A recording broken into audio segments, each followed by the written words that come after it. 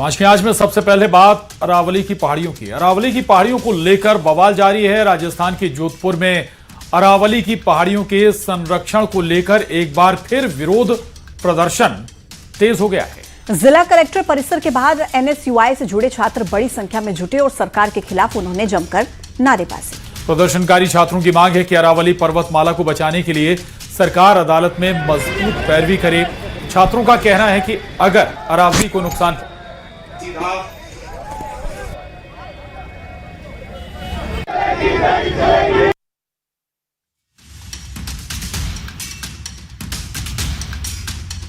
बता दें आपको कि छात्रों का यह भी कहना है कि अगर अरावली को नुकसान पहुंचा तो इसका सीधा असर पर्यावरण और जल स्तर पर पड़ेगा। फिलहाल जिला कलेक्टर परिसर के बाहर प्रदर्शन जारी है। तो ये दो तस्वीरें आपके टीवी स्क्रीन पर। अरावली पर्वतों को लेकर सियासत पहले भी होती रही है। अरावली जो श्रृंखला है उसे बचाने की मुहिम पहले भी उठती रही है। दरअसल खनन की जो परमिशन वहां पर दी जाती है उसको लेकर सवाल है।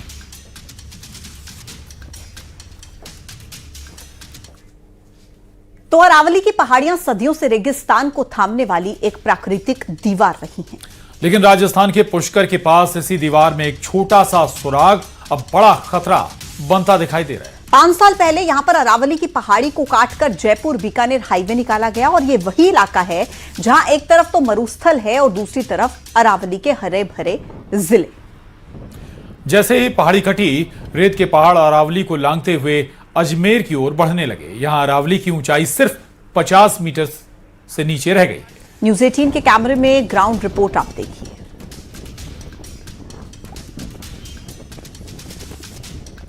में जो अरावली की पहाड़ियां हैं वहीं से एक तरह से फर्स्ट लाइन ऑफ डिफेंस है, जहां से रेगिस्तान को रोकती है आगे बढ़ने से। रेगिस्तान जो आधे राजस्थान के बाद में अरावली के इसी रेंज में यहाँ पर रुकता है। उसके बाद में आगे अरावली रेंज शुरू होती है जो दिल्ली तक जाती है।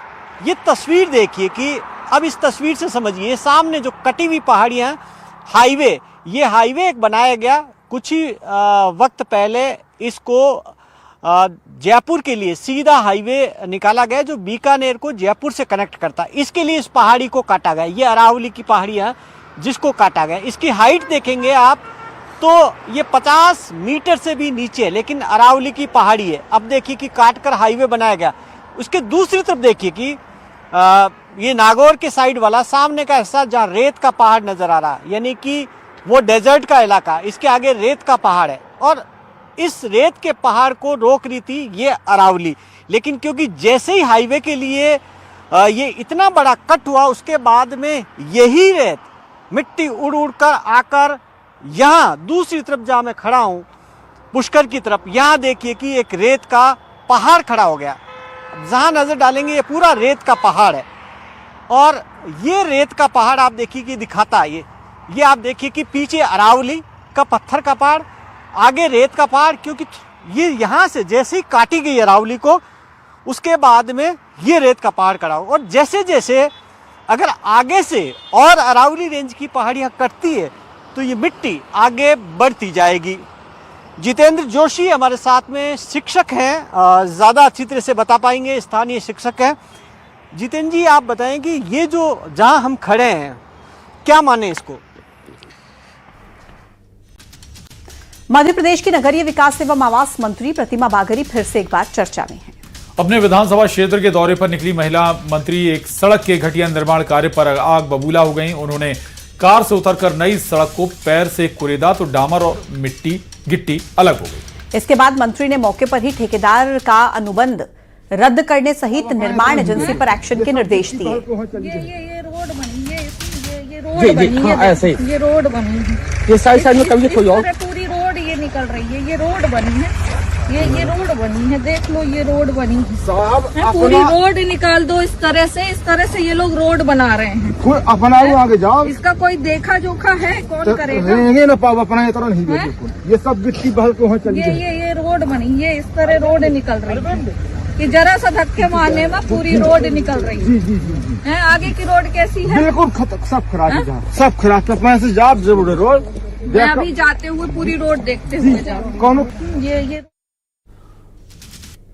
और वहीं वीडियो वायरल होने के बाद मामले पर सियासत भी गरमाई। पूर्व मंत्री पीसी शर्मा ने बीजेपी सरकार पर तंज किया है।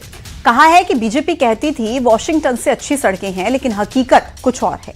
वहीं उन्होंने कहा कि एमपी में गड्ढे नहीं, गड्ढों में कहीं कहीं सड़कें नजर आती हैं। उधर बीजेपी का कहना है कि सरकार जीरो टॉलरेंस की नीति अपनाती है। न केवल सरकार के मुखिया बल्कि मंत्री भी अपनी सजग भूमिका का निर्वहन करते हैं।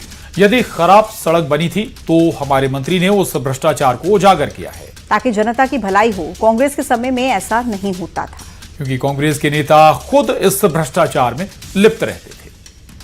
लोग कहते थे कि ये न्यूयॉर्क और वॉशिंगटन से अच्छी सड़कें हैं, लेकिन इनके ही मंत्री ने कहा कि उनके पास पता नहीं कितने हजार गड्ढों की सड़कों पर कंप्लेंट है, और जहाँ सड़क होगी गड्ढे होंगे।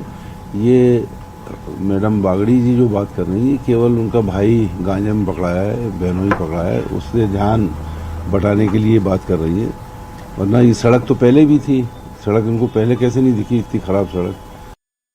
देखिए, ये तो जीरो टॉलरेंस पॉलिसी है हमारी सरकार की और हमारे जनप्रतिनिधियों की। अगर कुछ भी गलत पाया जाएगा, हमारी सरकार और हमारे जनप्रतिनिधि अपना कर्तव्य निभाते हुए उसको छोड़ेंगे नहीं। कांग्रेस के समय चूंकि ये स्वयं संलिप्त होते थे, तो इसलिए आवाज उठाने की हिम्मत भी कहां से करते। इसलिए जहां पर भी कुछ गलत होगा, हमारी सरकार, हमारे जनप्रतिनिधि, हमारे संगठन के लोग उसमें सजग प्रहरी की भूमिका निभाएंगे, और ऐसा निभाना चाहिए।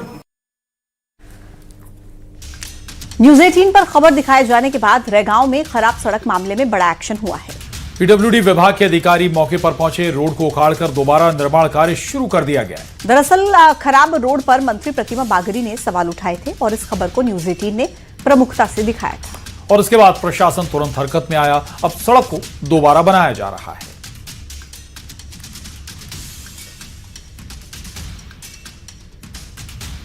आने में पूरी रोड निकल रही है। आगे की रोड कैसी है? बिल्कुल